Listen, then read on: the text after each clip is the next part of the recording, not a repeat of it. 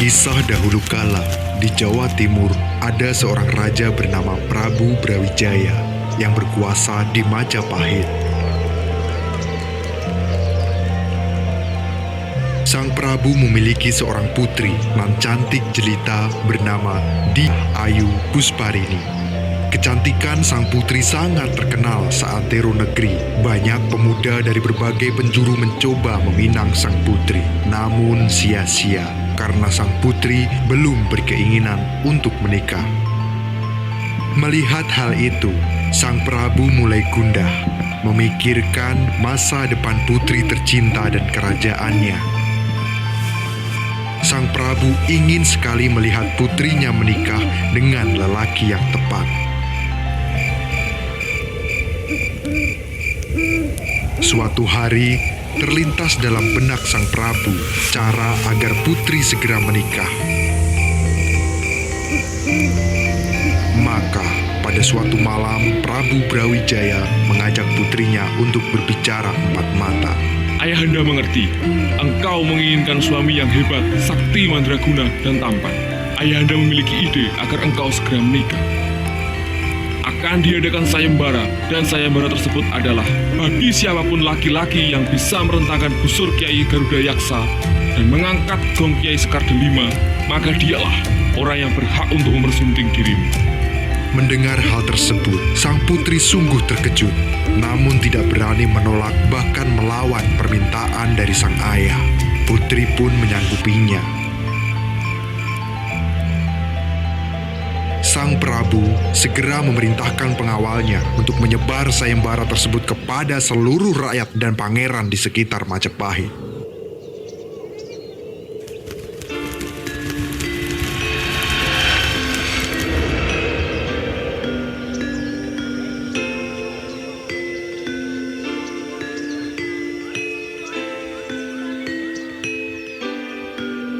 Hari berganti hari. Sang putri menjadi bingung dengan keputusan tersebut. Dia sering merenung, berharap bahwa kelak suaminya adalah orang yang hebat dan sesuai keinginannya.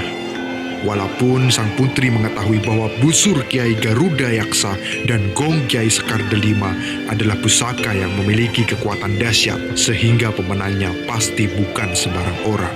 Tetapi entah mengapa hatinya merasa resah.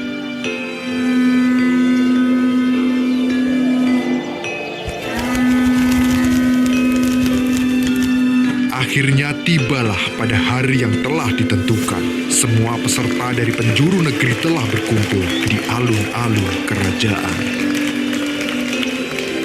Terlihat sang Prabu duduk di singgasananya bersama permaisuri serta putri Dia Ayu Pusparini. Para pengawal menyiapkan alat sayembara, yaitu busur Kiai Garuda Yaksa dan gong Kiai Sekar Delima.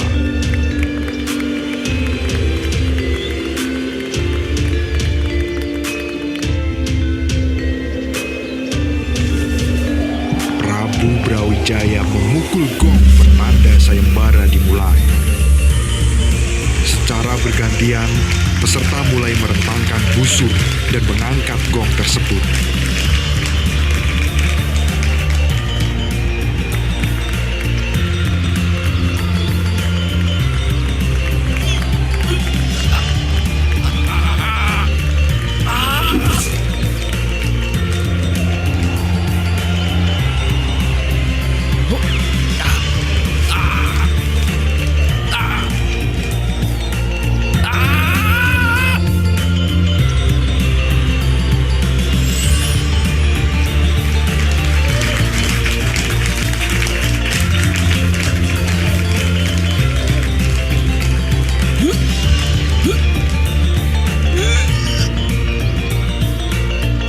Namun tidak ada satupun yang berhasil.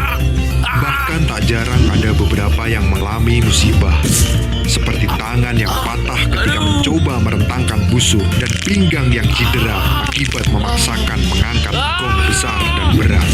Prabu Brawijaya mulai gelisah karena takut tidak ada laki-laki yang mampu memenangkan sayembara ini. Ketika sang Prabu akan memukul gong pertanda sayembara usai, dari kejauhan terlihat seorang pemuda berkepala lembu. Dia mendekat dan berkata kepada Sang Prabu, Ampun wahai Gusti Prabu, apakah hamba diperkenankan mengikuti sayembara ini? Kamu siapa, Kisana? Saya biasa dipanggil Lembu Suro, Gusti Prabu. Baiklah, kamu boleh mengikuti sayembara ini. Sang Prabu seakan meremehkan dan yakin bahwa Lembu Suro tidak akan mampu memenangkan sayembara ini. Dengan ilmu kanuragan Lembu Suro, merentangkan busur Kiai Garuda Yaksa adalah hal yang sangat mudah. Hal itu disambut riuh tepuk tangan dari para penonton. Namun, berbeda dengan sang putri, dia nampak sangat cemas karena tidak ingin bersuami manusia berkepala lembu. Ketika Lembu Suro bersiap untuk mengangkat gong Kiai Sekar Delima, semua orang nampak tegang. Tak terkecuali sang putri. Dia sangat berharap Lembu Suro gagal di sayembara ini.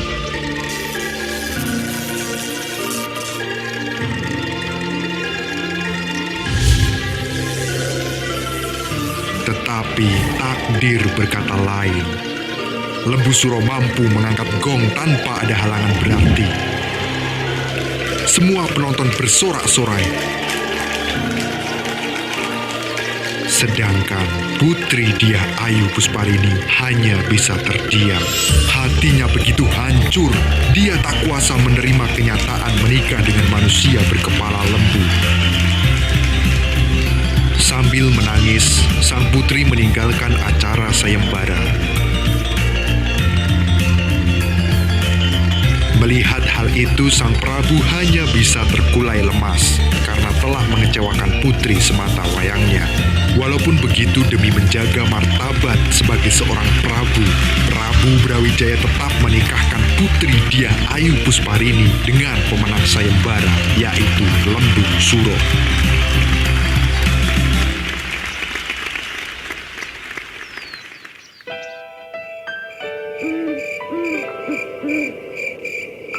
Sang putri menangis meratapi nasibnya. Berhari-hari dia mengurung diri di dalam kamar. Hanya diam saja melamun dengan tatapan kosong. Terkadang tanpa sadar meneteskan air mata.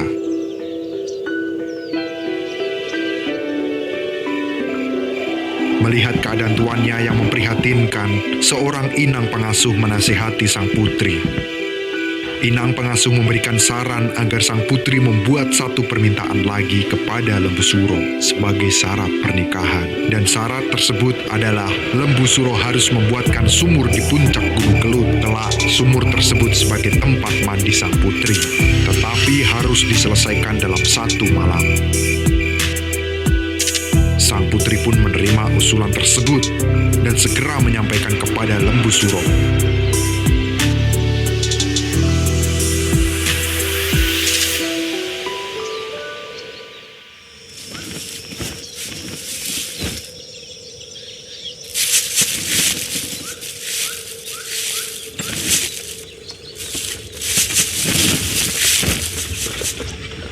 Tanpa berpikir panjang lagi, berangkatlah rombongan keluarga istana dan Lembu Suro ke puncak Gunung Kelut.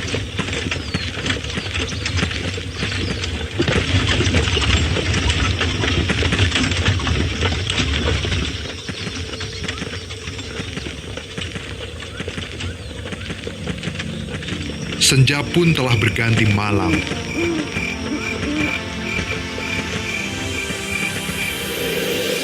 Setibanya di puncak Gunung Kelut, Lembu Suro mulai menggali tanah dengan kedua tanduknya.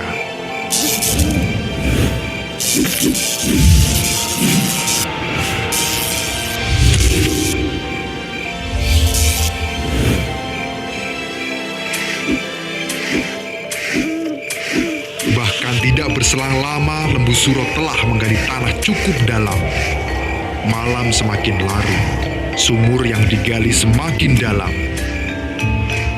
Hal ini membuat sang putri semakin panik. Sang putri mendesak ayahnya untuk menggagalkan Lembu Suro menyelesaikan syarat sebelum fajar tiba, karena tidak mau mengecewakan putri semata wayang untuk kedua kalinya.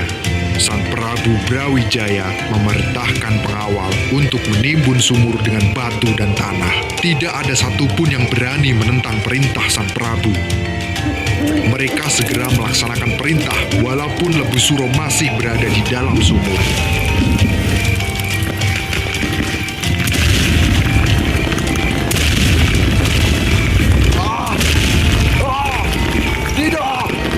Pengawal tidak menghiraukan teriakan Lembu Suro. Mereka terus menutup sumur hingga Lembu Suro terkubur di dalamnya.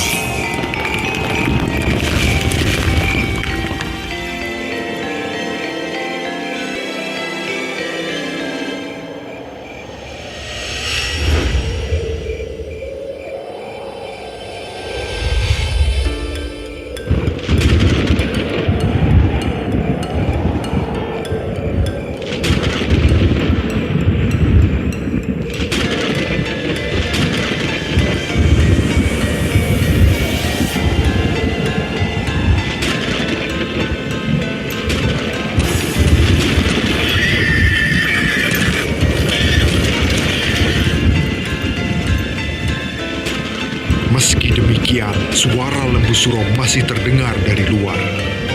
Lembu Suro mengucapkan sumpah serapahnya kepada Sang Prabu dan seluruh rakyat Kediri. Ya, Kediri besok bakal petok piwalesku sing makaping-kaping. Yoiku Kediri bakal dadi Kali, Blitar dadi Latang, Tulungagung dadi Gedung. Karena ancaman tersebut, Prabu Brawijaya dan seluruh rakyat berusaha menangkal sumpah dengan membuat tanggul pengaman yang kokoh hingga menyerupai gunung dan sekarang disebut dengan Gunung Pegat. Prabu pun juga mengadakan tolak bala dengan larung sesaji di kawah Gunung Kelut. Akan tetapi setiap kali Gunung Kelut erupsi, warga menganggap itu adalah amukan Lembu Suro sebagai balas dendam atas apa yang